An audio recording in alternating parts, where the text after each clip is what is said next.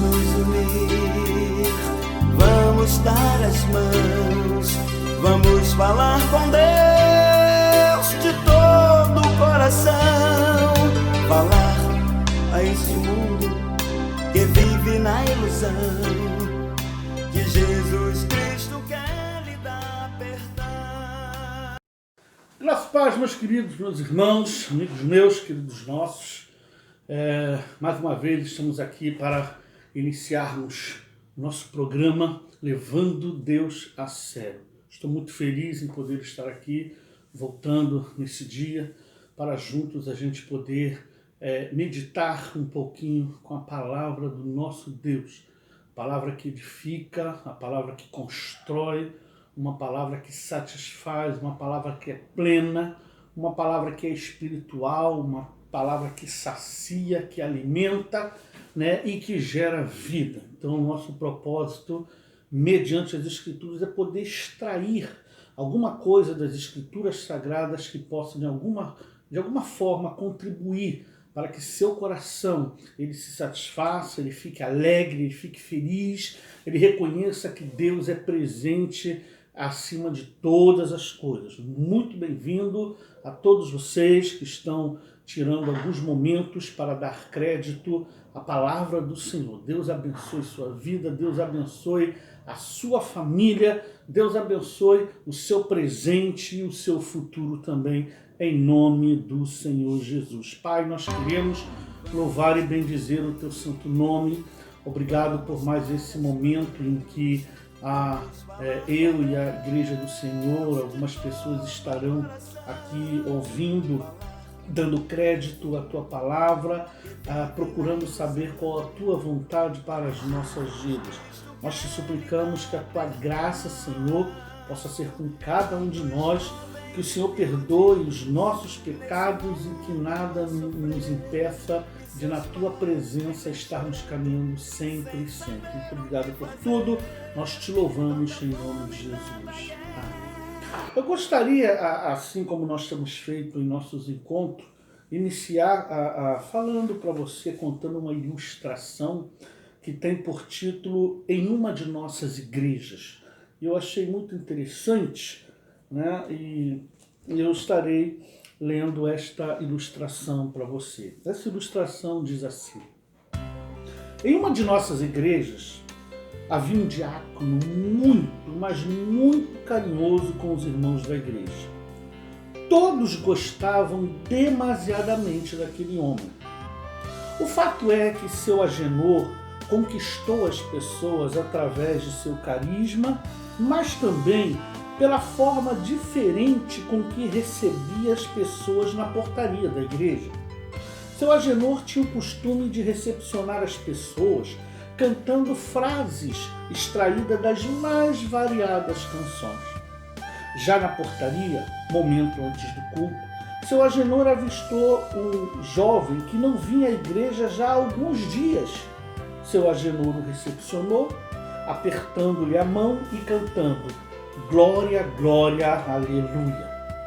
Depois, seu Agenor avistou a líder da união feminina se aproximando e começou a cantar Conte as bênçãos, dize quantas são.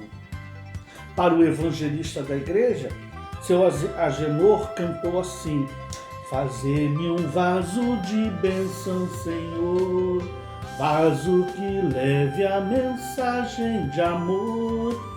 Só que enquanto seu Agenor cumprimentava os irmãos, vinha se aproximando um visitante, que por sinal era um homem muito feio. Seu Agenor ficou pensativo com que hino recepcionaria o querido visitante. Então, o único hino que lhe veio à cabeça foi o hino 117 dos Salmos e Hinos, que diz: Da sepultura saiu. Meus queridos, hoje eu quis iniciar com essa ilustração que conta uma história de alguém que recepcionava os irmãos, porque eu não sei, os irmãos vão se lembrar, ontem eu comecei, nós estamos vivendo essa reclusão, né, em nossas casas devido a essa enfermidade, Então eu pensei assim, alguns irmãos devem estar desanimados, devem estar se sentindo tristes em casa. Então o que eu fiz? Eu extraí parte de algumas canções e postei lá no Zap, lá para alguns irmãos da igreja.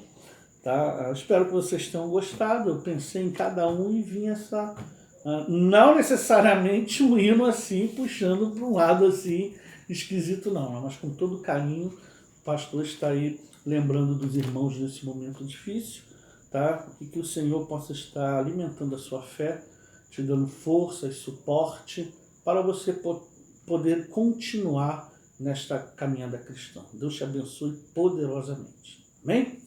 Muito bem, vamos à palavra do Senhor, que hoje se encontra no Evangelho de Mateus, capítulo 28, apenas do versículo 18 ao 20. Mateus 28, do 18 ao 20.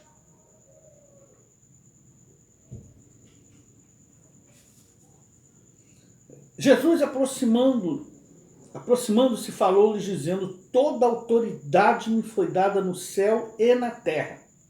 Ide, portanto, fazei discípulos de todas as nações, batizando-os em nome do Pai, do Filho e do Espírito Santo, ensinando-os a guardar todas as coisas que vos tenho ordenado. E eis que estou convosco todos os dias, até a consumação do século. Hoje eu gostaria de falar sobre o tema fazedores de história. Tá? Algumas coisas me deixam muito preocupado ou inquieto quando eu penso no dia da minha partida. E essas coisas não têm nada a ver com o lugar onde eu estarei. Porque aquele que está em Cristo, a nova criatura, ele tem segurança de onde ele estará indo. Mas primeiro, a minha preocupação em relação ao dia da minha partida é como eu serei lembrado. O que dirão a meu respeito quando contarem e recontarem para as pessoas a história da minha vida? Segunda coisa que me deixa preocupado: que tipo de legado ou de bens eu deixarei para a minha família? E em terceiro lugar, uma coisa que também me deixa preocupado ou inquieto será que a minha vida fez diferença na vida de alguém? São essas três coisas que me deixam preocupado. Até porque nós não sabemos o dia de amanhã, né? A verdade é, amados, que todos nós somos um livro aberto. Livros que todos podem ler, todos conhecem a nossa história. Aquelas pessoas que conhecem a nossa história são aquelas pessoas que leem nas páginas da nossa vida. Esse livro, né, que é o livro da minha vida, ele é um livro que narra a minha vida, a sua vida, né? E existem nesse livro, em nossa história, páginas que são maravilhosas, né? Chamamos essas páginas de momentos marcantes. Por exemplo, o casamento, o dia do nosso casamento, o nascimento de um filho, viagens que se tornaram algo inesquecíveis na nossa memória, vitórias conquistadas, seja na área que for, ou na área espiritual, ou na área social, enfim, né? Essas páginas são os momentos marcantes, né? Só que esse livro também tem algumas páginas que estão mergulhadas em absolutas e densas trevas. A verdade é que iniciamos uma nova história a cada dia que nasce. O que é um dia, né? Um dia é mais uma oportunidade que Deus nos concedeu para que a gente pudesse reescrever uma história melhor. O problema é quando nós não fazemos isso. O dia em nossas vidas são oportunidades dadas por Deus para a melhora da nossa vida. Logo, dependendo do que estivermos vivenciando, Poderíamos dizer mais ou menos que esse, por exemplo, seria o tema do assunto. Por exemplo, se eu brigar com minha esposa, com meu filho, né, com um familiar, esse tema poderia estar constando na página da minha história o seguinte: os conflitos da família. Se eu, por exemplo, não liberar o perdão para quem quer que seja, talvez na página da história da minha vida estaria a seguinte expressão: uma grande possibilidade de eu não entrar no céu. E se eu fizer algo que seja ilegal, ou diante da lei de Deus, ou diante da lei dos homens? Talvez na página do livro da minha vida poderia estar escrito assim, ó, caminhando para o inferno. Agora, se eu decidir me dedicar 100% integralmente à obra de Deus, talvez estaria lá sim o evangelho entrando em ação.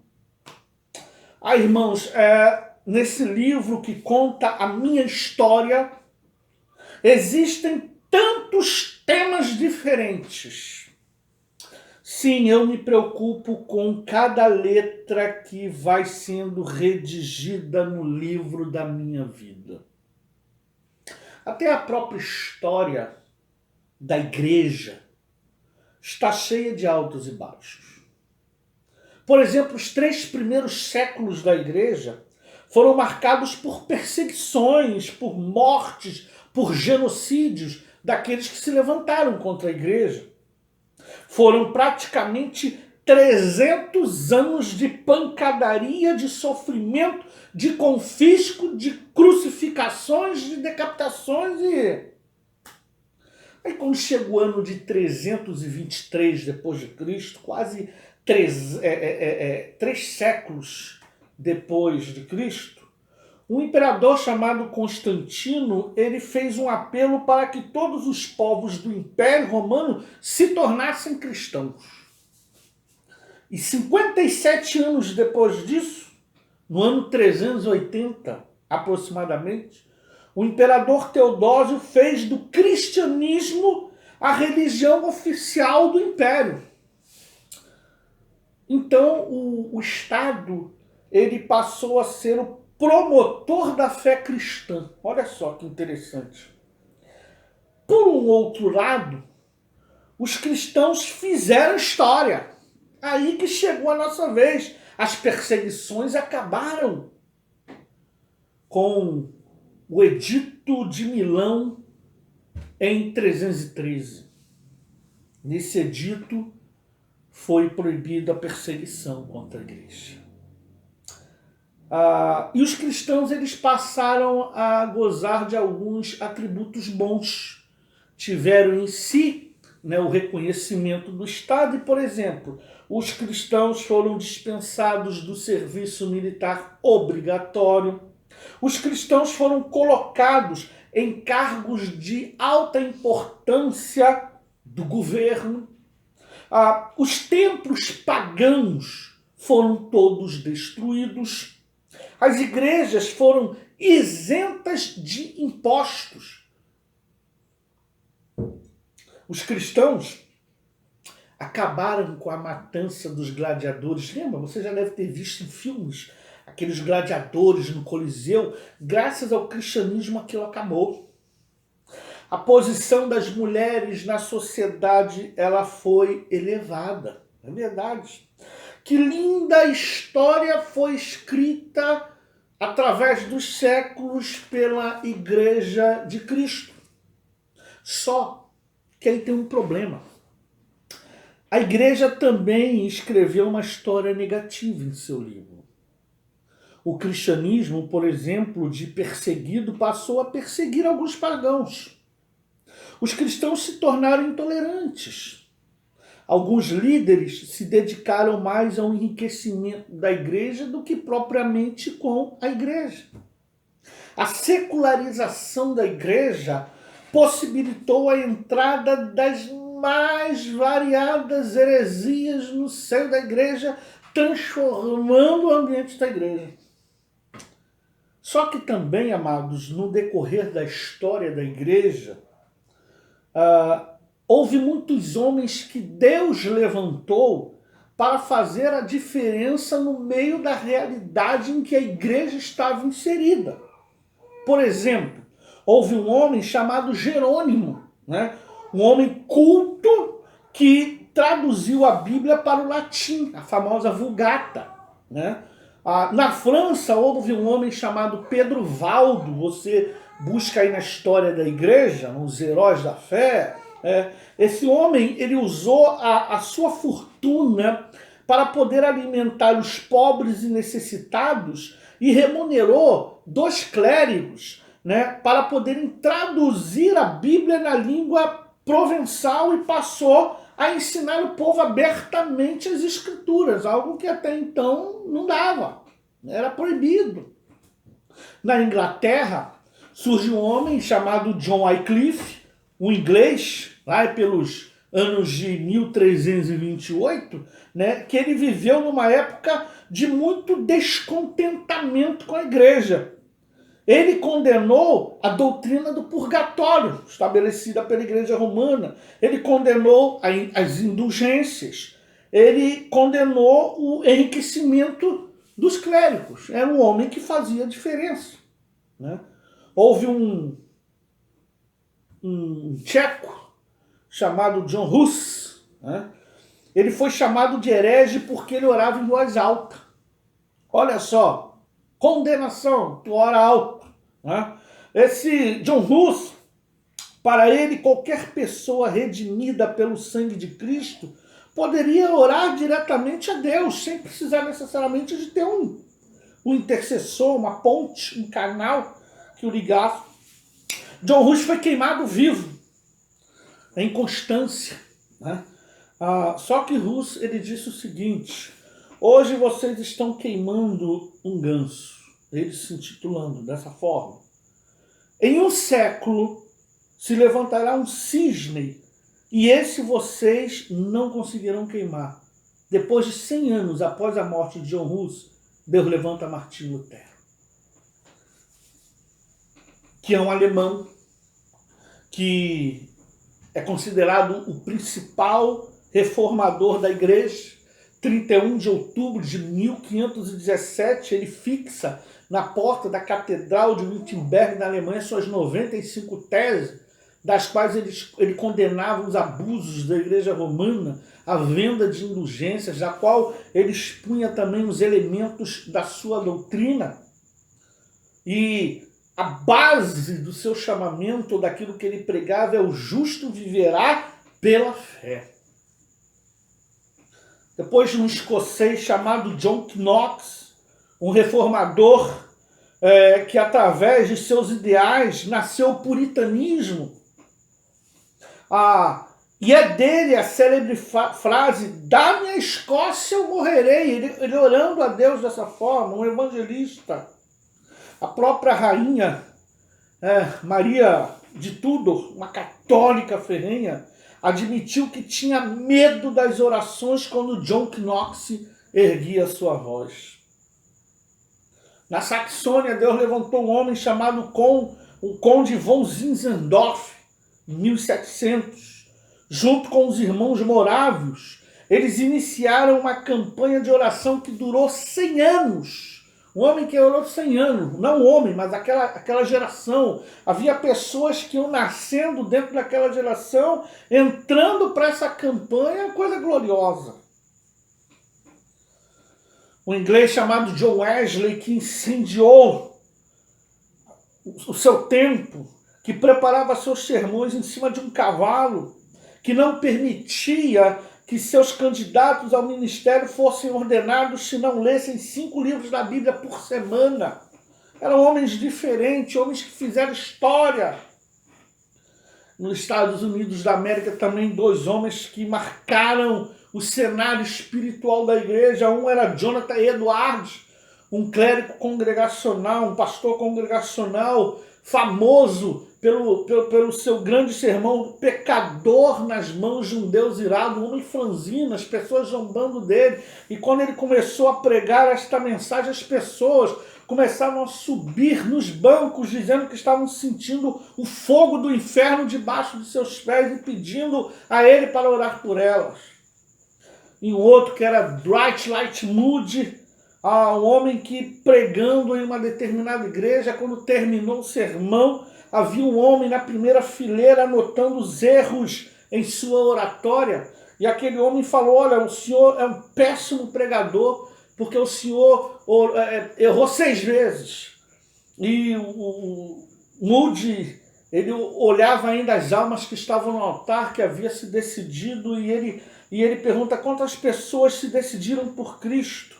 E ele falou 6. Ele falou: então foi uma para cada erro meu. Se eu soubesse, eu erraria mais. É dele a grande frase que diz: a Bíblia me fará evitar o pecado, ou o pecado me fará evitar a Bíblia. Por que eu citei todos esses exemplos? Porque são pessoas que souberam fazer história e fizeram de uma forma diferente, não igual a todo mundo.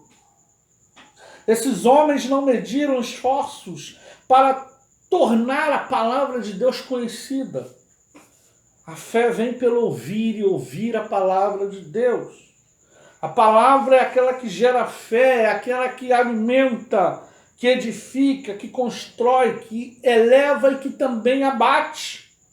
Salmos 119, 105 vai dizer: lâmpada para os meus pés é a tua palavra e luz para os meus caminhos. O que o salmista quer dizer? Ele compara a Bíblia com a lâmpada, aquela lâmpada da antiguidade que se colocava o azeite e saía pela noite e iluminava um espaço ainda que limitado, próximo aos seus pés. Então a Bíblia é aquela que clareia o nosso caminhar. Porém, ao ler esse texto, eu entendo, baseado nele, como posso ser um fazedor de história.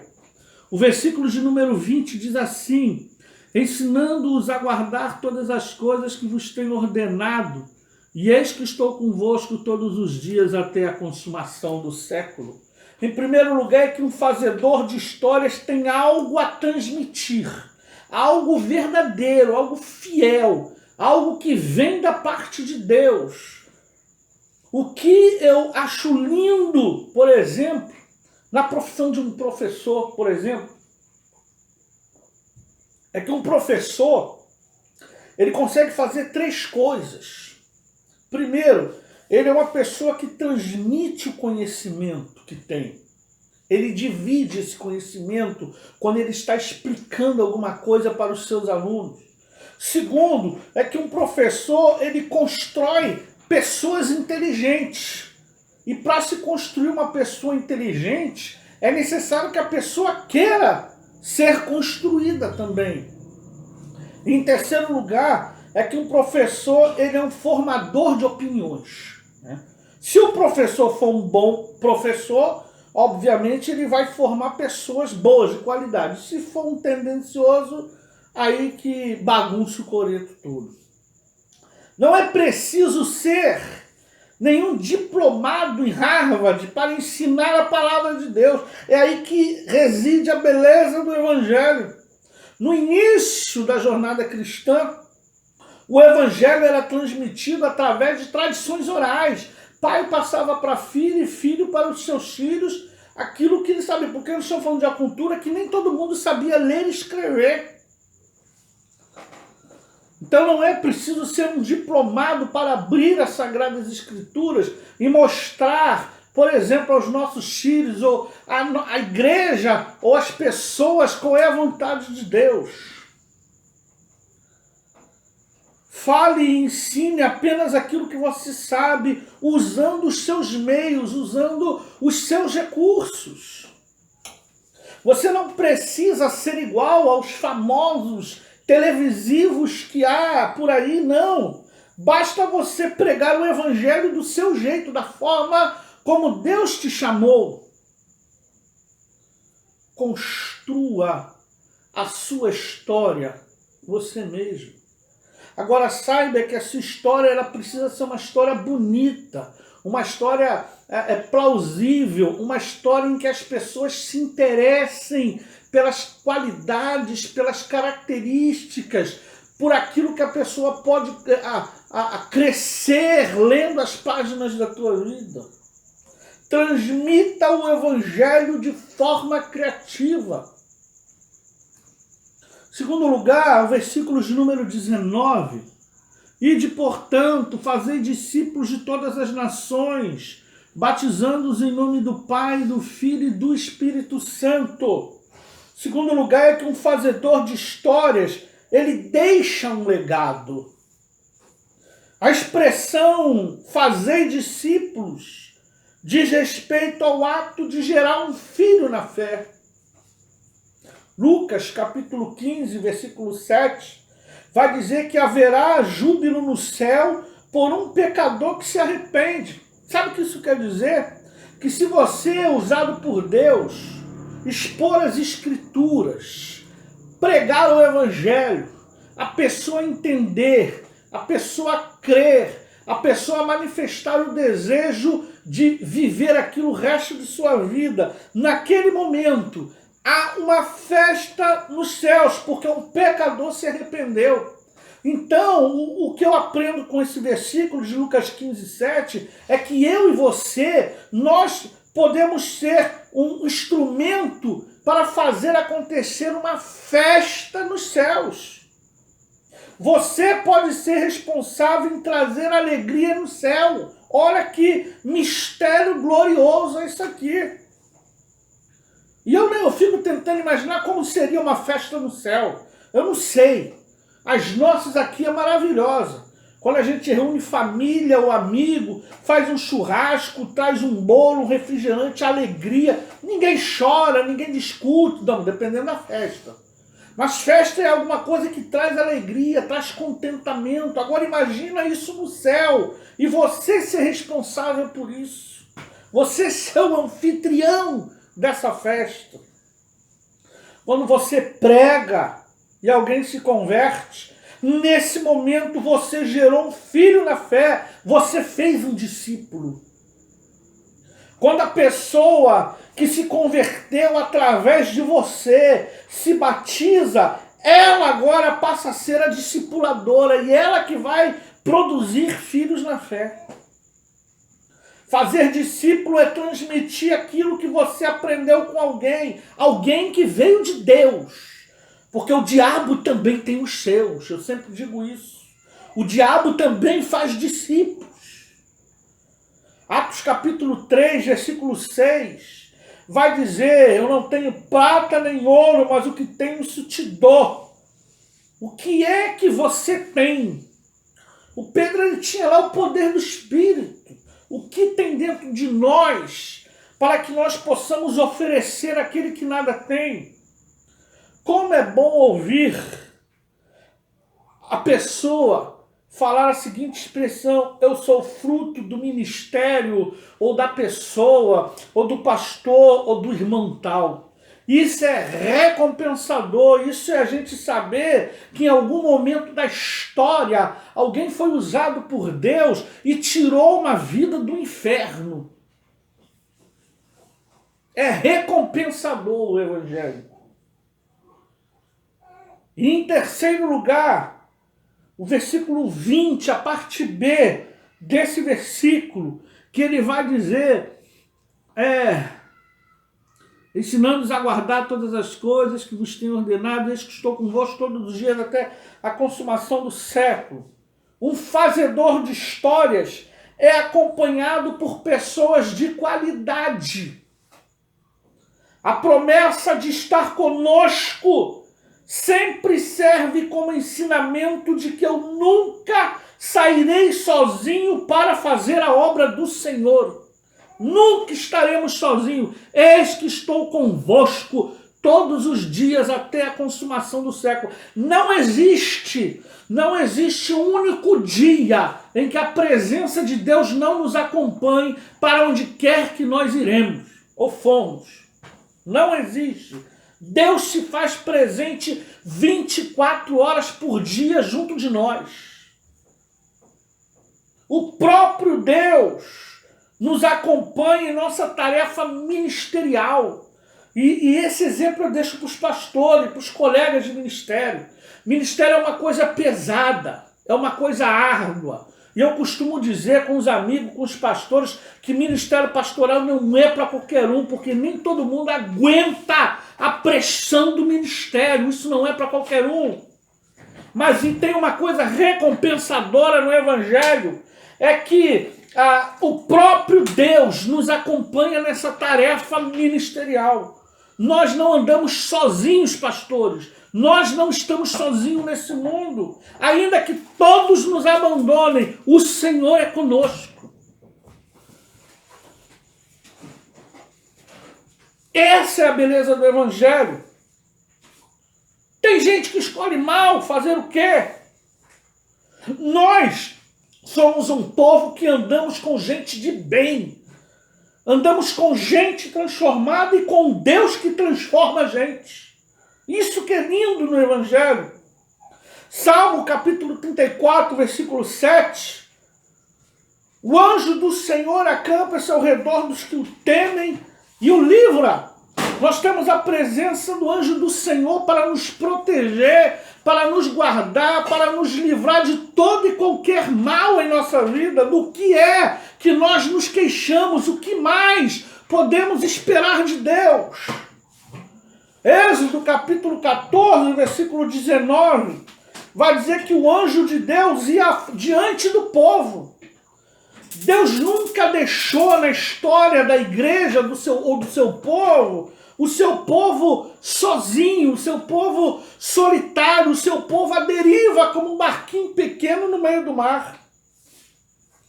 Sempre Deus promoveu um jeito para o povo chegar no seu local de origem, vitorioso, acima de gigantes, acima de dificuldades, de calor ou do frio, ou de perseguições. O povo de Deus sempre chegou vitorioso do outro lado. Segundo o livro dos Reis, capítulo 2, versículo 12, vai dizer que Eliseu, ele viu Elias sendo tomado e gritou: meu pai, carros de Israel e seus cavaleiros. Eu estou bem acompanhado. E o que eu queria deixar para você que está me ouvindo e me vendo através dessa rede social, faça da sua vida a melhor de todas as histórias, para que não haja do que se arrepender depois. Nossa história, a história de um cristão, ela começou a ser escrita com sangue no exato momento em que Cristo derramou sua vida na cruz do Calvário. A nossa história, ela é escrita de forma diferente. Ela é escrita com o amor de Deus. Ainda que venhamos a cair ou a tropeçar, a nossa história é diferente. Que o Senhor te abençoe, que você saiba fazer uma história que vale a pena, que você faça da sua história um livro com verdades de Deus, um livro festivo, um livro cheio de abastança, um livro onde as pessoas querem ler cada vez mais, querem conhecer cada vez mais, porque elas crescem quando começam a ler esse livro. É a nossa história de vida. Nós somos fazedores de história. O que tem, queridos, nas páginas da nossa vida? Pastor Rei, tem algo errado nas páginas da minha Bíblia, do livro da minha vida? Sim, lá atrás. E agora? E amanhã? O que estará escrito amanhã? Não importa o ontem, já passou. Não dá para recuperar o ontem, dá para a gente acertar amanhã. Deus te abençoe, meu querido. Que a sua história possa ser uma história diferente. Uma história em que Deus vai atrás e na frente. Em que Deus esteja dos lados e acima de você. Que Deus te abençoe poderosamente. Vamos orar. Pai, nós queremos louvar o Teu nome. Obrigado, Senhor, porque a cada dia temos a oportunidade, através das Tuas misericórdias, de terem a nossa vida reescrita pelo Senhor, pela caneta celestial do Senhor. Obrigado porque o Senhor nos dá sempre condições da gente reavaliar a nossa condição e procurar mudar, melhorar. A cada dia temos a oportunidade de olhar para trás e chegar hoje e falar: Deus, eu te dou glórias, porque se no passado a minha história não valia grande coisa, hoje é uma história valiosa. Abençoe cada pessoa que teve a oportunidade de ser impactada com aquilo que o Senhor colocou no meu coração nesse dia. Abençoe a igreja do Senhor, que a igreja do Senhor saiba fazer história, mas uma história que vale a pena, uma história verdadeira, uma história plena, uma história de testemunho, uma história de anúncio de conquista na Tua presença. Muito obrigado, Senhor, pela Tua presença em nossa vida. Despeça-nos, Senhor, com a Tua paz, porque é que a igreja do Senhor mais precisa nesse momento. Muito obrigado, Deus. Meu querido, muito obrigado pela Tua presença, por você ter dedicado alguns momentos do seu tempo para ouvir a palavra do Senhor. Eu espero que verdadeiramente o Espírito Santo ele conclua no seu coração aquilo que eu humanamente não consegui fazer. Fica com Deus, a gente se encontra aqui novamente no próximo programa Levando Deus a Sério. Um beijo muito carinhoso, fica com Deus e até o próximo programa. Tchau, tchau!